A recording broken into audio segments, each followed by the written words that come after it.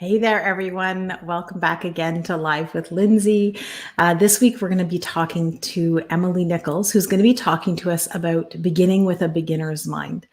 And I think this is such an important topic to be talking about because I think it's a real shift from the way that we approach things in life, but I think it brings a lot of growth personally and professionally, and I sort of see it as the way of the future. So I'm really excited to get into this a little bit with Emily in a few minutes. Before I do that, I just wanted to share Emily's bio with everyone. If you're watching, as usual, I'd love to know that you're here and where you're watching from, and just drop a line in the comments.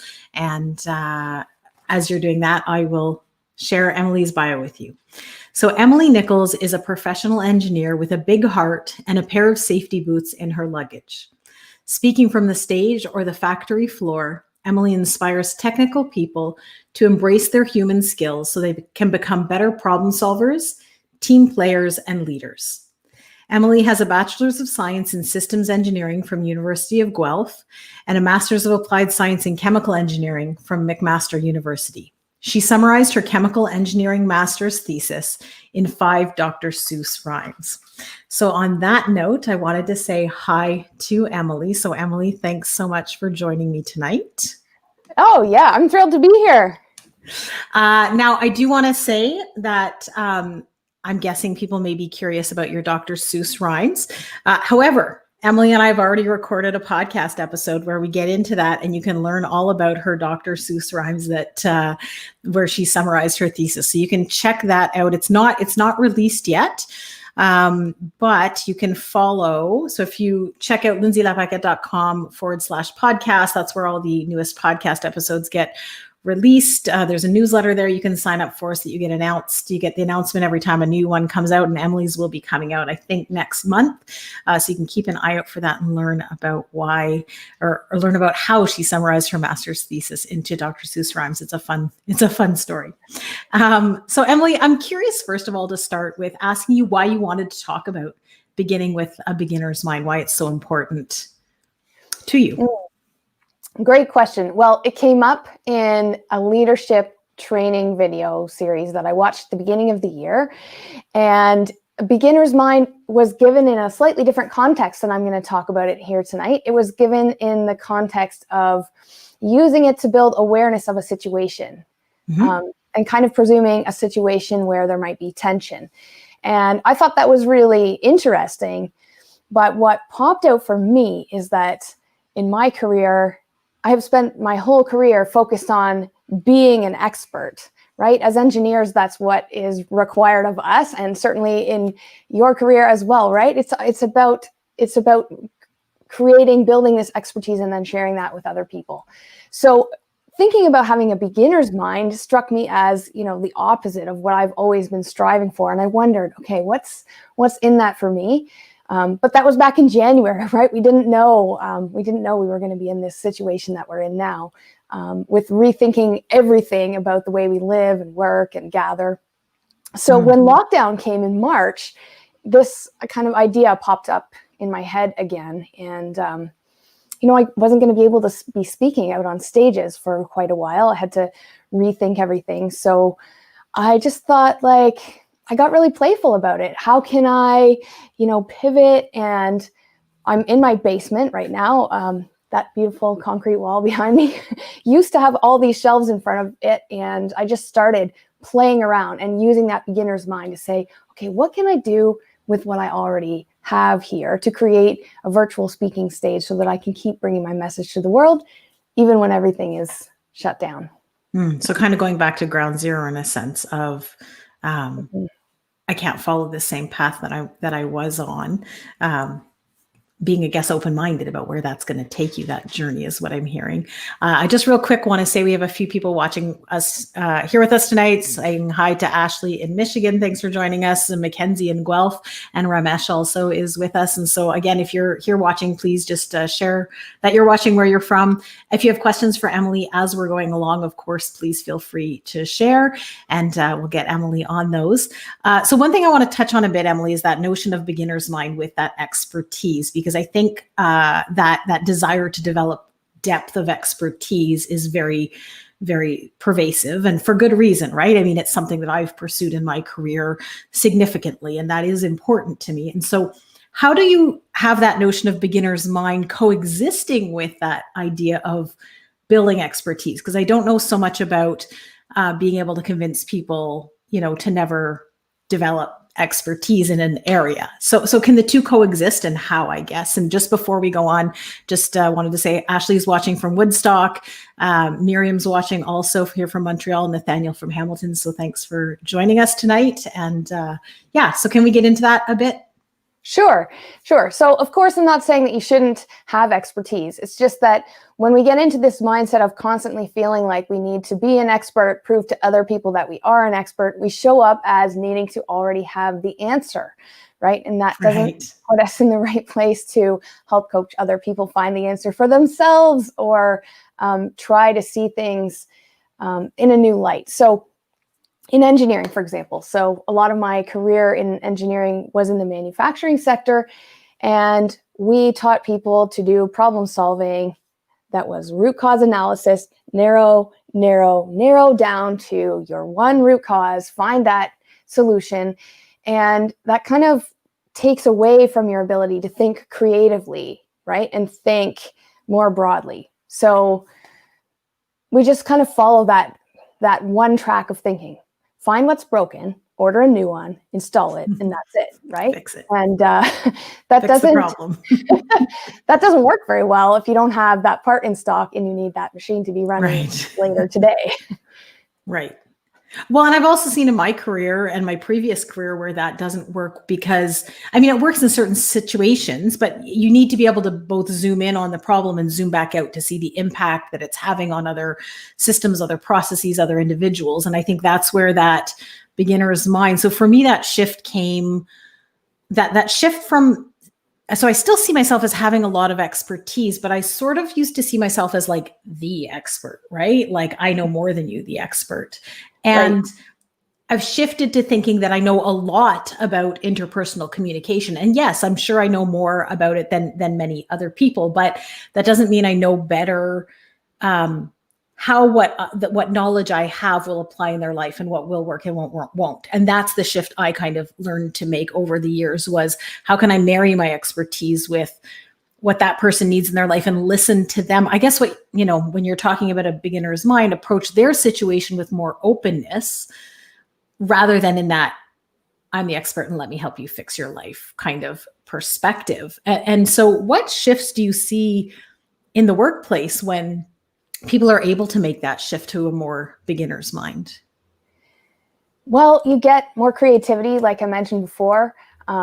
So then you can have more effective problem solving in a lot of situations. But as you were mentioning, about other people, it changes your connection with other people. Because if you show up with openness and curiosity to a conversation, then, like you said, you're not showing up as, well, I have the answer for you. You allow space for co-creation with other people. And that's really important for empowering them and coming to a better answer for everybody. Better solution all around.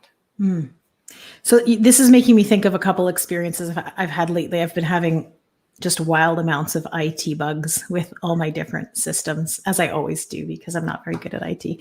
And I had to reach out to a few help desks.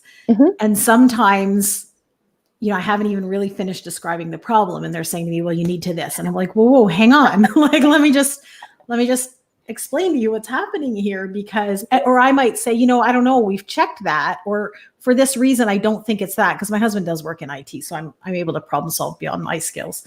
But they'll say, no, that's it. You have to fix this. Versus I've had experiences where they say to me, okay, so can you tell me a bit, is it doing this? And is it doing that, before they give me advice? And inevitably the second approach takes me way less time on the phone with them, because they're able to, like you say, listen to my challenges and then propose a solution that actually solves the problem. And so I see that fitting in here a lot too. Yeah, that first situation you described, that's the I assume you know nothing approach, and I'm going to follow my flow chart and find the answer. But the second approach is more of a collaborative co-creation situation. Yeah. And so when you said that, my first thought was, well, in reality, I do know nothing about IT. I mean, nothing, but I know very little. And so, but I still see the value, obviously, in them asking me questions to figure things out. But so how do you sell someone on the idea, someone who's skeptical about why they would ask me questions, let's say in this scenario, because they can tell I don't know anything about IT? How do you sell them on the idea of why that's of value? Well, so this is interesting. I didn't come on your show today to be an expert in beginner's mind. I mean, how hypocritical would that Isn't be? that the worst? So, as I said, this is something I only started thinking about this year. And it's a message that I've started bringing to some of my smaller audiences and see how people respond. And what I'm hearing is that people are seeing value in it, particularly now, because we are dealing with so much uncertainty and change. And so I think it might have been a harder sell before, but everybody's life has been turned upside down. And so people are really up close and personal with the value of seeing things a little bit differently and maybe relaxing into a little less control, right? This idea of being a beginner has this connotation of being a little less in control of everything. A lot of people are homeschooling their children, or their school situation changes daily. If their child has the sniffles, right, that turns the whole family situation upside down. And so rather than thinking you're starting the week in control of everything and you have a plan, Stephen Covey's begin with the end in mind. I think what we need right now is kind of the opposite of that. Just begin with beginner's mind. What can I do today? And take it one day at a time. I think it's an easy sell right now because it's a really good coping mechanism for all this uncertainty. Yeah. So I love the way you answered that question, because I think it sort of highlights, right, the fact that you don't need to have all the answers, right? Like that expertise in knowing exactly the why behind everything and exactly how things work is what is sometimes detrimental in these situations. So that was a perfect response. So I do want to get on talking about Stephen Covey's book there, or that point you've related to. But before I go any further, I'd love to hear from people listening how you define beginner's mind. What does that mean to you? I'm going to get into that a bit more with Emily, but I just love to hear from you before we get going what that means to you. In the meantime, I did just want to highlight that Emily had suggested that we just bring up the mention that today is Orange Shirt Day. So thank you, Emily, because, as you know, I've worked extensively with Indigenous clients and had not thought to do that, but it's something very meaningful to me. And it's a recognition of residential school. And the story I've been told is that it's a story of a young girl whose first item that was taken from her in residential school was an orange shirt. And so I think we have a lot of work to do in terms of reconciliation. And I just appreciate you bringing that up and wearing orange. And I unfortunately don't own anything orange, but I did wear my earrings. Nice. But yeah, so if there's anything you specifically want to share in that regard, you can go ahead. I just wanted to share the awareness and wear my orange. And I thought that we might have some viewers from the US or other parts of the world who might not know what Orange Shirt Day is about. So you're bang on. That is the story. And if someone wants to read the whole thing, it's at orangeshirtday.org. Yeah, thank you. So moving forward, can we talk a little bit then more about, so you've referenced, that having a beginner's mind is sort of the opposite of what Stephen Covey refers to in his book. And so I actually have not read that book. I'm an avid reader, as I think you know, and for some reason I've never gotten around to reading that book. So can you share with me a little bit how you define beginner's mind and how that differs from Stephen Covey's idea of having the end in mind from the beginning? Sure. And to be clear, I don't think it's a bad thing to have the end in mind. I just think that right now it's really difficult for us to see what the end is for specific projects and situations. And so rather than feeling frustrated about that, which a lot of us are, I'm sure. I mean, we live in a very goal-oriented society, right? And so that's what begin with the end in mind is about, is pick a goal and then make a plan and execute the steps along the way to get to your end goal.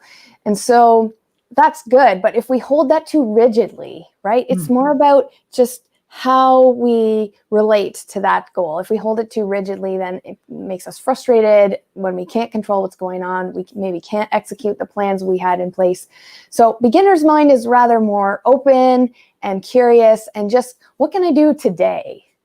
And maybe we can't get to our goal as fast as we want to, but right now, it's more important that we're able to find a little bit of joy in each day and a little bit of productivity and, connect with people as best we can. We're doing a lot of this online rather than in person and going to conferences and meetings all day. It's important for us to find the things that we need to feel fulfilled and get through our days and weeks.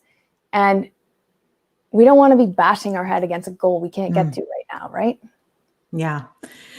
So part of what I was thinking of here was back when the pandemic started, the number of articles that came out, like telling people how to manage the pandemic, like the experts, right? And I'm not talking the stuff around, the predictions regarding COVID, like those people actually have expertise in infectious disease. I'm talking like the productivity experts and how to, manage COVID. And I kept thinking, but none of you are specialized. And in fairness, I mean, I wrote articles too, because what else, are you going to write about when there's a pandemic going on? But sure. I read a lot of them with skepticism, thinking none of us have any expertise in how to manage this. Most of us have never lived anything similar to this. And I guess that's where that notion of beginner's mind, being curious, instead of like having that expertise in how you're going to manage this before you even really know what it's about, maybe leads to less of that stress that you're referring to. Yeah. And a lot more joy.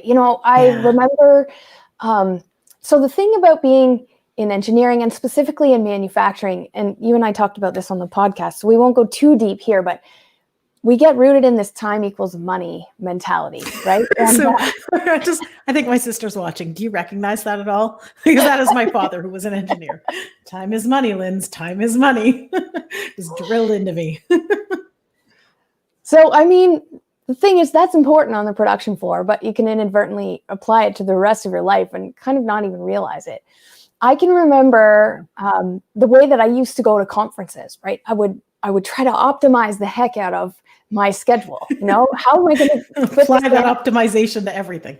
Yeah. Okay. I really want to go to these two sessions, but they're both at the same time. Do I have a friend who's going to go to that session? Can I get their notes afterwards? You know what I'm talking about. I do know.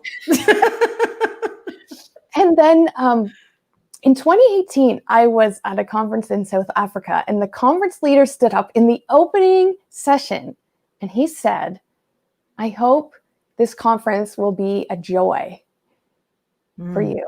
And I was so stunned by that. I wrote it down on a Post-it note. It's still in my fridge right now. Because I just thought like, wow, that's a completely different way to think about attending a conference. Am I at the wrong conference? Yeah, maybe. So since then, I have done 2 conferences where I was a participant. And I fully thought about, okay, I want this to be a joyful experience for myself. I want to really be present. And I've noticed that a lot of times it's the connections that come out of these experiences that are so much more valuable than the actual knowledge. There's great knowledge too, but you can only learn and apply so much of that at a time, right? And so I've just really noticed a shift in myself, and other people notice too. So one conference I can think of in particular, I go every year. It's a creativity conference. And in 2018, I wasn't just optimizing myself, Lindsay. I was helping other people optimize their schedules. Oh God, it reminds me of my dad. I was trained so well. So yeah, I would help other people do that. And you know what? I was kind of not really enjoying it all that much. I realized at the end, I was like, you know what? This isn't as much fun this year. And so the next year, I just wanted nothing to do with that. And I didn't even go to a workshop in every session. Sometime I just spent time outside. I was actually learning to spin hula hoops that year, like twin hoops, 2 at a time. Yes. And so I spent time outside doing that. And I just had the happiest time ever. And people came up to me, multiple people came up to me that year and said, what changed? You are glowing. So I just think it's, it's too bad to get wrapped up in that, optimizing constant productivity way of thinking. Yeah. Because it robs us of those moments of joy. Yeah. And I think the fear sometimes, right, is that if you shift, because this is a journey I've been on in my life too. And I think that the fear is, but then I'll never be productive. I'll never get anything done. I'll never be able to stop having fun, right? Like that I'm going to feel like I just want to be on vacation all the time. And the reality is, I've had moments in my life where I haven't worked due to, a big injury, and that's not a fun place either, right? Like having nothing to do, or at some point for me at least, someone who's very like purpose driven and goal oriented, that gets old after a while. So I've had that experience of, having a hard time making that shift because I'm so used to being productive, and that's where I derive my meaning for a lot of my life. But I guess my experience has been, it's just a core part of my personality, right? I really will never turn into somebody who like lies on the couch eating chips all day long, watching Netflix for, might do that for a day or a weekend, but like for a year or two, it's never going to happen. And so I think people can give themselves space, to experience what you're suggesting, because I have experienced, I guess, similar to you in terms of the joy and the creativity it brings into your life to give yourself that space to explore the world. I guess that's it, right? With the beginner's mind, right? Like these new experiences that you'd otherwise be caught up busy working or optimizing. I don't know, and also groceries. Yeah, I think, also sometimes these things come up on the other side of boredom, right? Because if you allow yourself the time to do nothing for a while, then you kind of automatically slide into beginner's mind. You leave space and you start to think these I wonder questions. And it draws you towards curiosity. But right now, a lot of us spend a lot of time on our phones, and no matter whether we're in line at the gas station or somewhere, we can always distract ourselves on our phones. And so we don't experience boredom as much, I don't think. I agree. I don't know if there's a study to prove that, but I'm pretty sure it's true. I'm pretty sure there must be somewhere. Yeah. I think we actually actively avoid it, right? And I think that even as parents, we actively avoid our children feeling boredom. And I agree with you that then hinders our ability. I think you have to be able to sit with that for a while. Like you have to be able to sit with hard feelings to be present, right? Because beginner's mind kind of requires you to just be present in the moment and experiencing what's around you. And that requires being able to tolerate feeling, awkward and uncomfortable. And I do think we've kind of been socialized to never show that, maybe feel it, but definitely don't show it. And so we do what we can to fill up our lives so we don't feel it. And I do think it really hinders. I remember, I think it was Brené Brown talking about how, like, if you can't experience hard emotions, you also don't experience the joyous emotions, right? Like that's how it works. If you can't experience intense emotions, you can't on a positive or negative. Not that I like to label emotions as a positive or negative, but you know what I mean? Yeah. And that's, I do think, eating into people's ability to live joy, like to experience, I should say, joy. Mm-hmm. Mm-hmm. Yeah.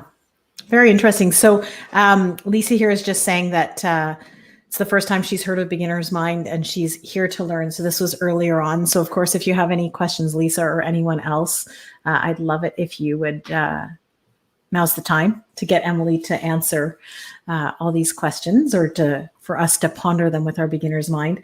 I will share that. So one experience that I had in relation to this concept, I took it's called mindfulness-based stress reduction course, maybe about 2 years ago. I did it just for fun and learning, and because that's the kind of stuff I find fun, because I'm all geeky like that. And one of the activities they had us do was they gave us one raisin, and we had to, I think, hold it. We were in a silent room, right? Of course, no one's talking. You're not making eye contact with people. And you took it on your hand and you had to explore it, look at it, smell it, turn it over for like a minute or two. A raisin.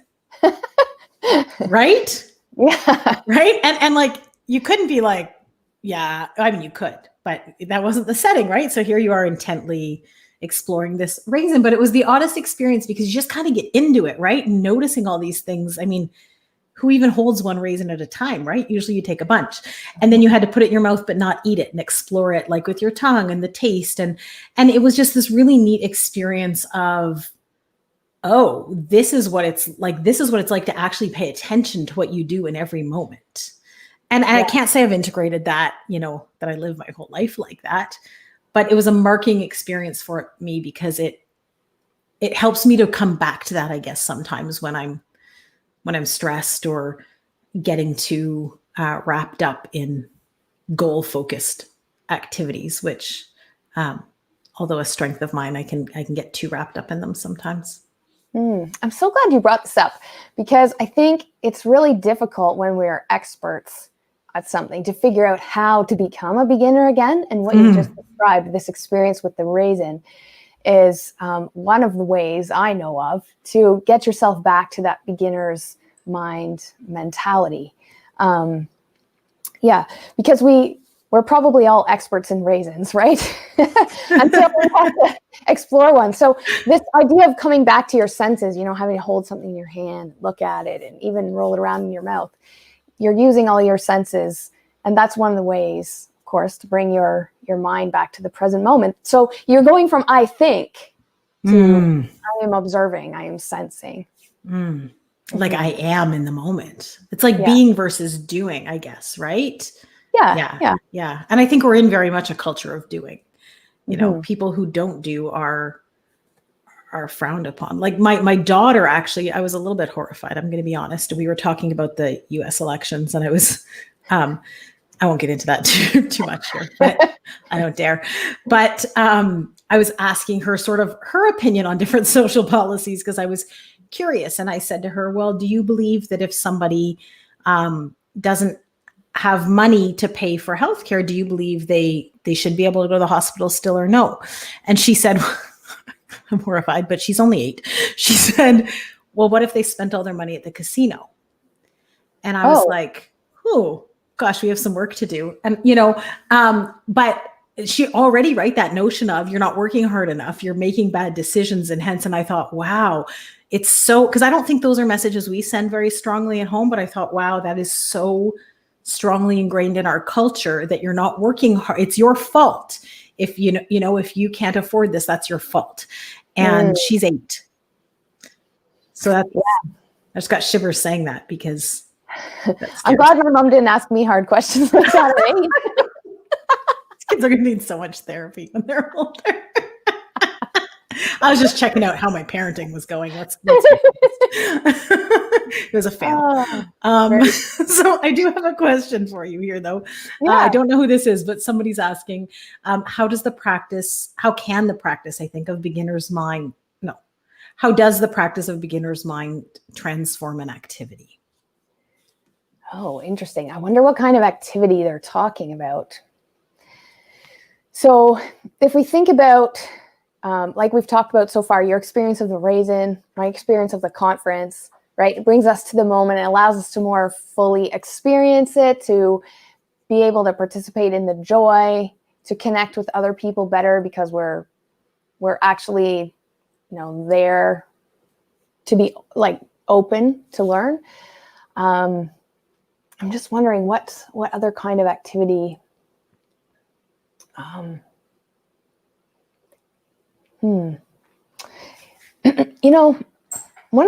of the things that beginner's mind can do is it takes away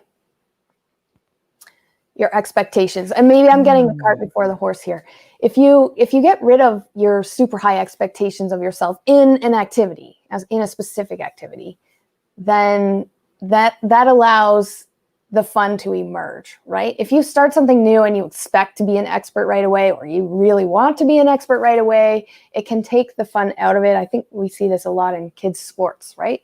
Yes. They get driven towards the goals, and then takes the fun out of the activity.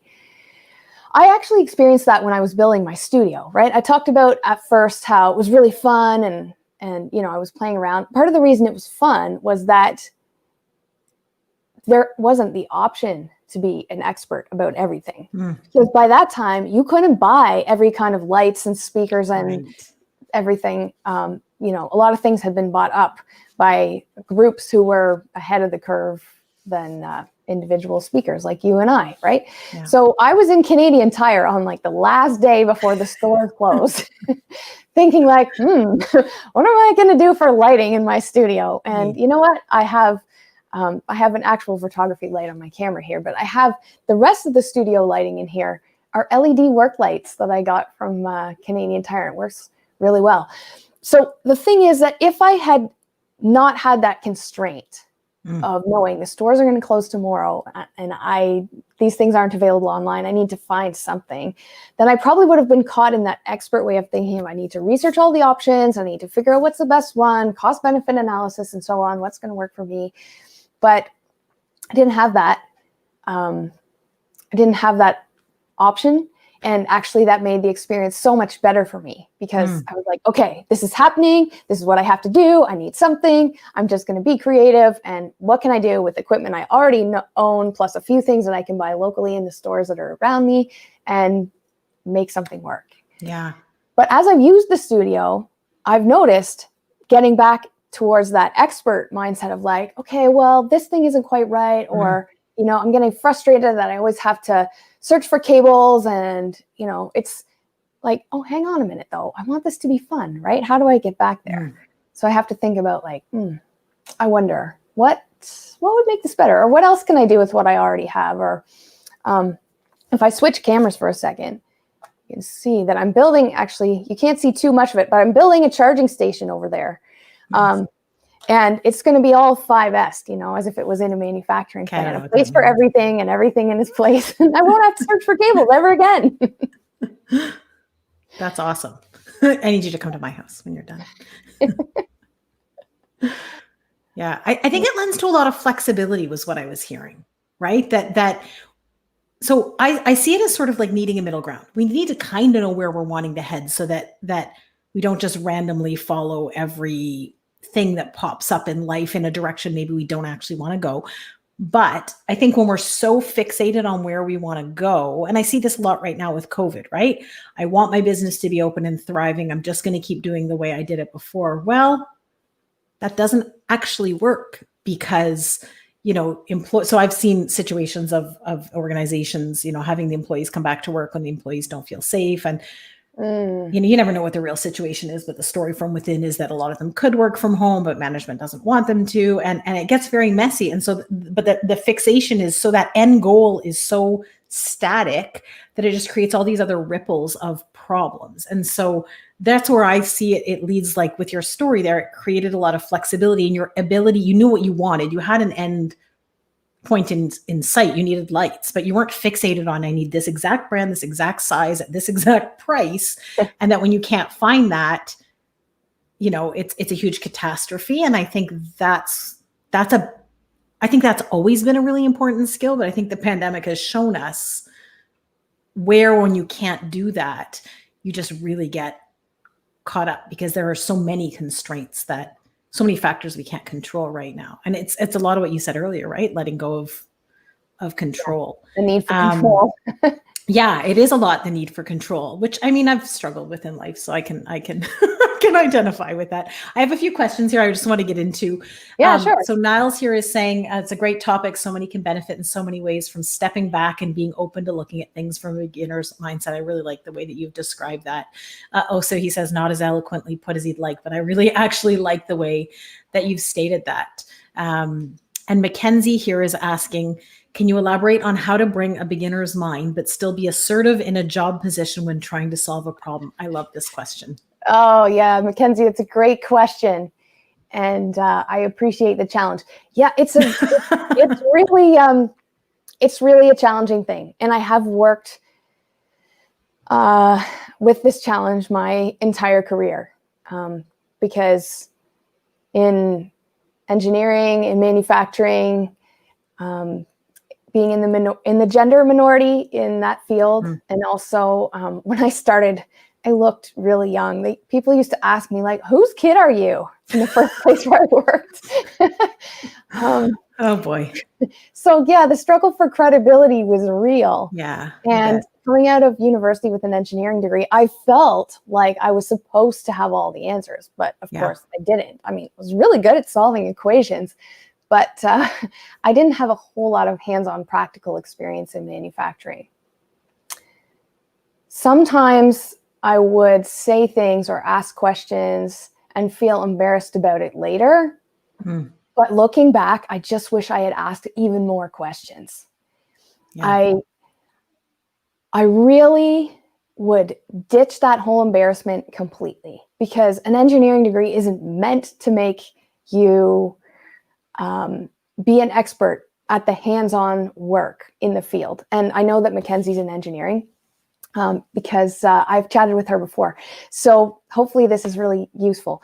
If I had to do it over again, I would just be confident in the knowing that my degree wasn't meant for me to know all these answers. And I would ask so many questions. I would just ask questions constantly and feel confident in the fact that I didn't have to be the expert. Yeah.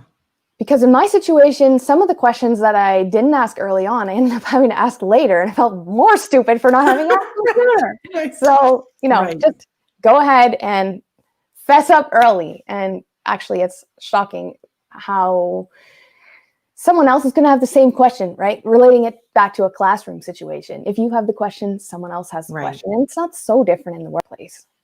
Well, I think, like you did earlier when I asked you whatever question that was, and you said, I'm not an expert on this. I'm here to explore.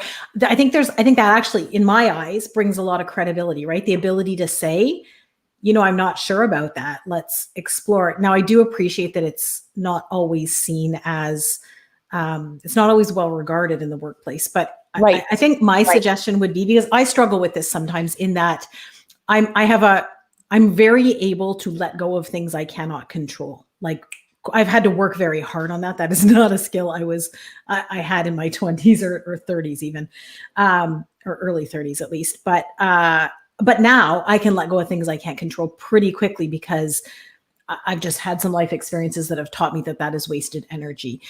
It's seen by people sometimes as me being highly passive, because, it's just, I'm not fighting against that thing that society expects me to fight against. And what I've learned is, if I can be assertive around the judgment that people are placing on me, right? So if somebody is saying, like, rolling their eyes, or if I can address that and say, I get the sense that you might think that I'm not knowledgeable enough, or, call out the microaggressions, really, in a polite way, in a way that's non-accusatory. And the example I just gave might not have been the best one. I'd kind of have to reflect a bit more.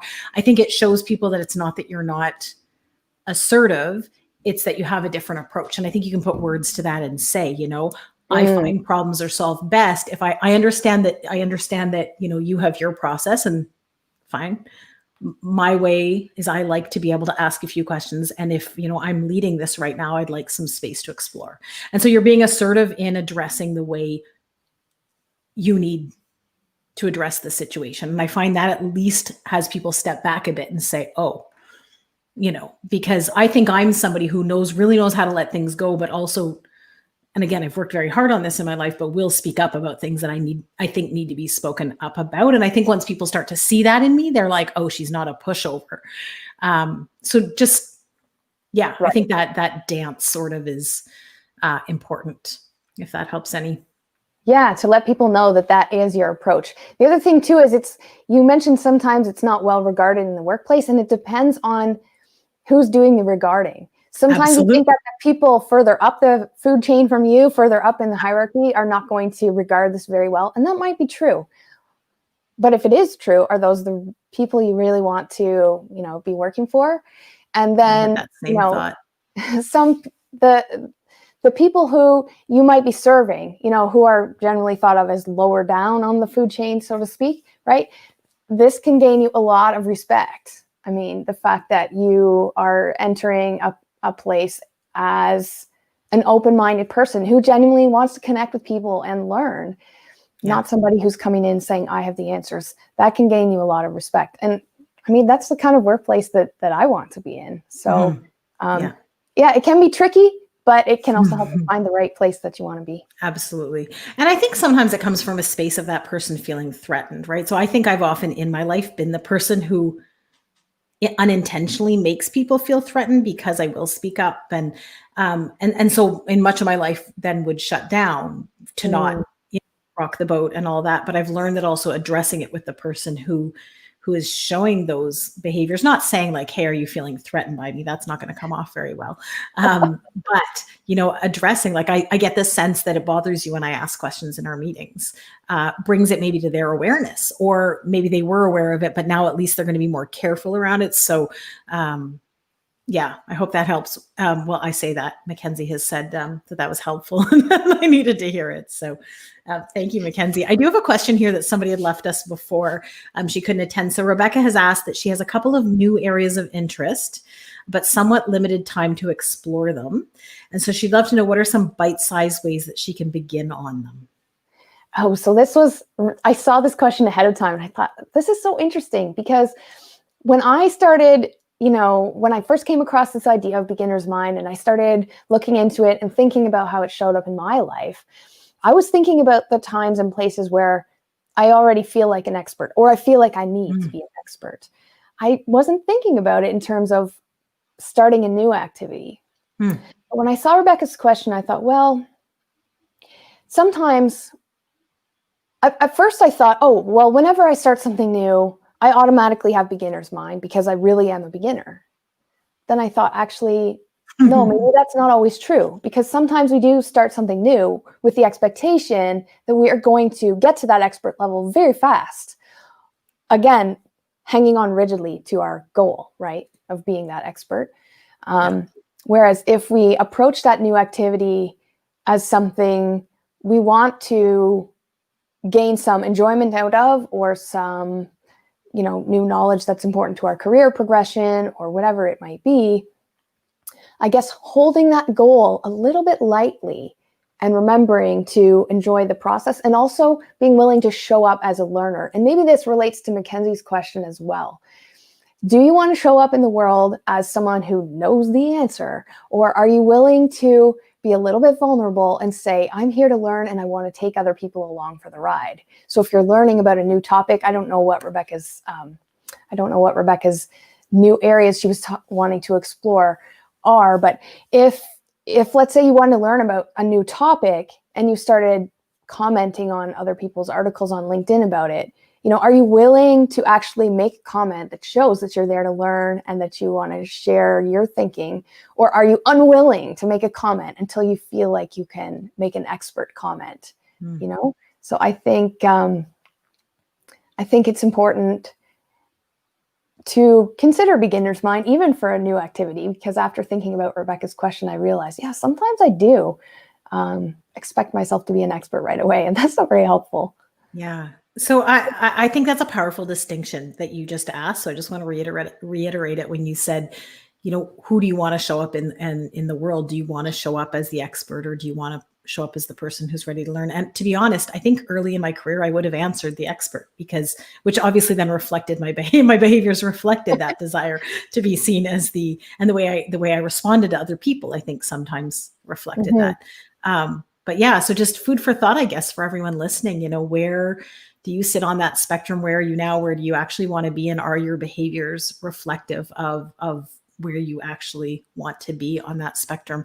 And if you're willing to share, I'd love to hear that in the chat. Of course, no pressure. It's a personal question. Emily, do you have a couple minutes? I know it's 1:45. Can I share a quick story, or do you need to run?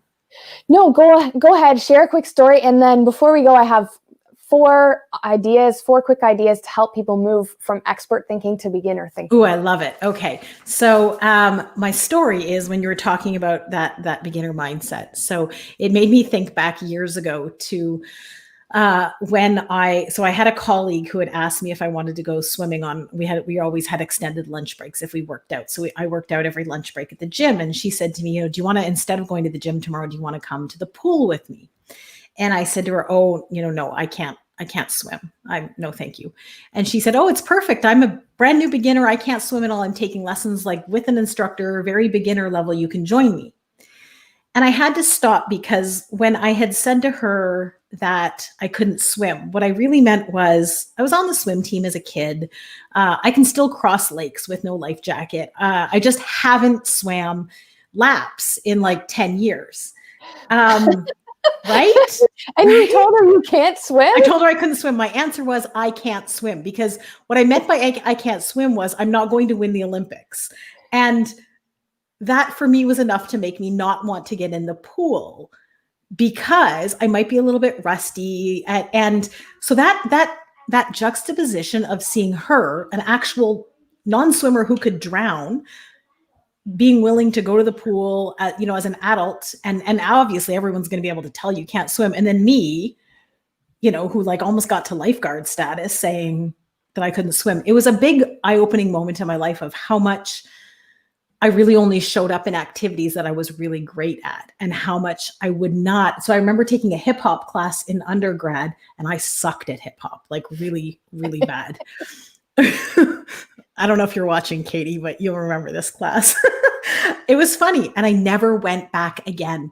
And it took me until, so I would have been probably, 18, 19 in that class.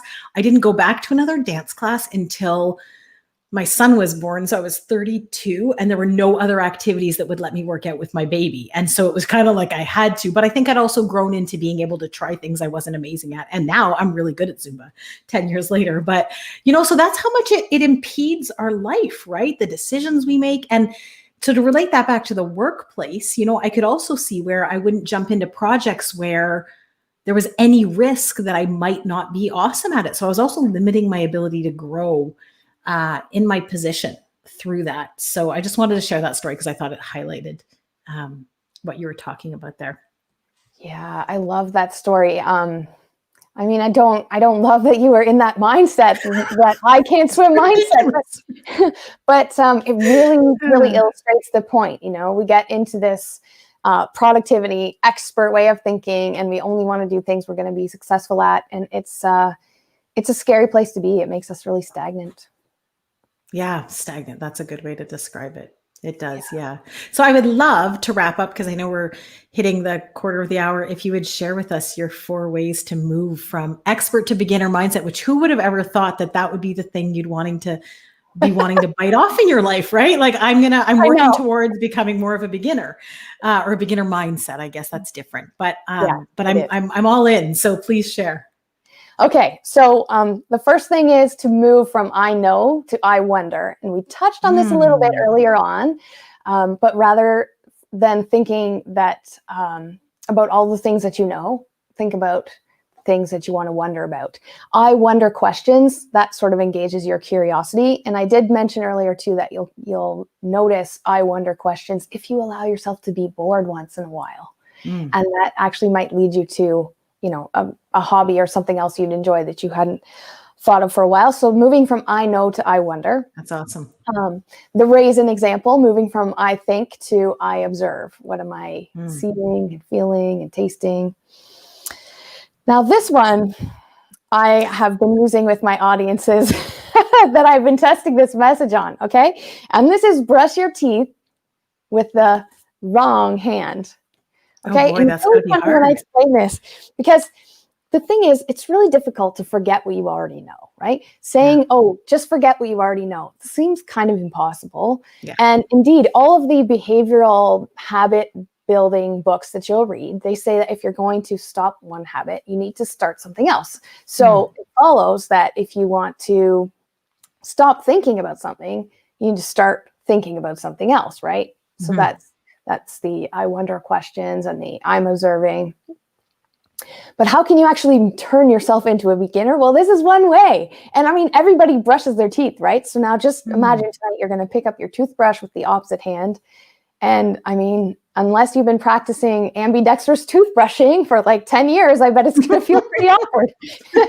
You are going to feel like a beginner. Please, anyone, if you have been, drop that in the comments. I'd love to know. Yes.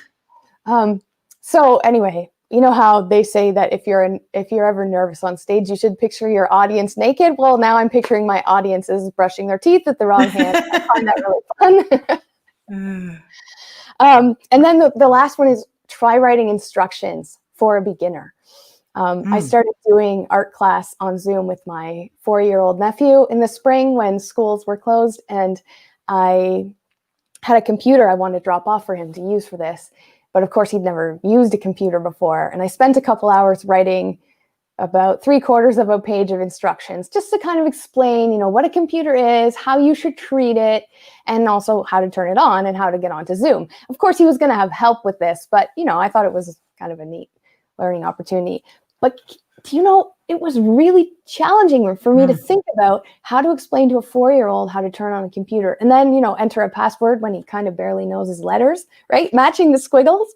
So if you think about writing instructions for something, a work process or anything to a beginner, to a brand new beginner, and explaining it to them, that's a way to kind of recapture that beginner's mind, because it really is difficult to forget what you already know. So for our viewers today, I made a super beginner PowerPoint slide. There we go. And if anybody wants to note that down, that's how to get from expert back to beginner. I love it. So I just want to share that Lisa says she's enjoying your tips. Thank you. And Lee said, just don't shave with the other hand, which I think is excellent advice. Yeah, definitely start with a toothbrush. So the thought I was having as you were telling that the idea of brushing with the other hand is, I was going back to my experience years back working with kids and how, I used to have to put myself in their shoes of how they were experiencing things to be able to support them. I used to be a speech therapist, for those who don't know. And you were making me think that going back to that experience of toothbrushing with the other hand starts to make you understand what it's like to brush your teeth, right? Like to remember what that process was of learning it. And I guess that's true in our businesses too, right? When we can get into that beginner mindset, it allows us to understand somebody else's perspective of the situation, how the situation impacts them, which is going to be different than ourselves who have great expertise in that area. So I really like, I only made that connection, I guess, as you were telling that story. Marie-Reine says, such amazing energy, Emily. I love the I'm observing and trying writing with the other hand. Yeah. Same idea for sure. And Nathaniel's saying, thanks for sharing the beginner's mindset. Great eye opener. And that he enjoyed the story. So thank you. So yeah, if anyone has any last questions, I'd love it if you drop those in the chat. Now we're going to head off in a few moments. I do want to share. So Emily, do you want to let everyone know where they can connect with you other than LinkedIn, obviously, where we are right now? Sure. Yeah, you can find me on LinkedIn, of course. I have my own YouTube channel. So if you just type in emilynichols.tv, that will redirect you to my YouTube channel. And if you want to connect with me, you can find my email address and phone number at emilynichols.com. And I do want to say, so Emily has some great videos, some really, really creative videos, which I think highlights the outcome that you're talking about when you can step away from, so I said outcome, but step away from always being focused. There's my training, right?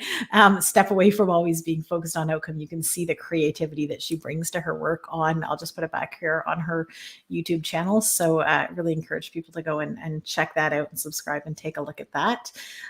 Yeah. And I guess just encouraging everyone to maybe choose one situation in your life, one moment where you're going to try to go into that beginner's mindset and see what you observe, see what you discover. My experience through it has been, there's a whole lot of things going on around you that are us, that we're not noticing because we're so busy and caught up in the day-to-day, everyday rush of life. And so it's a neat way to start seeing the world, and one that I think I'm still practicing being on. So yeah, so thanks again, Emily, for joining us. And we will be back next week. So next week, we're going to be here on Tuesday because Wednesday happens to be my birthday and my husband's birthday. So happy no birthday. LinkedIn Live. Well, thank you. Because it's both of our birthdays, I never get like a really special, it's just my, everything, my day. So, but it's both of our birthdays. So definitely no live on Wednesdays. So we'll be here Tuesday next week at 6 p.m. with Kristen Harcourt. We're going to be talking about how high performance relates to emotional intelligence. So join us next week if you're interested. And like I said, I do have a podcast episode coming out with Emily. It's not on the exact same topic. We talked about human skills for technical people and had just as much fun recording that one, or at least I did. So great. You can subscribe. There's a spot on the website on this webpage where you can subscribe to the newsletter to get notifications when her podcast will come out. It'll be within the next month or so, and just keep an eye out on LinkedIn otherwise for when it pops up. So thank you everyone for watching, and we will see you again next week. Bye. Don't Thanks, eat Emily. a raisin. Yeah, no, don't eat a raisin. Just hold it in your mouth. Oh, okay. Bye, guys.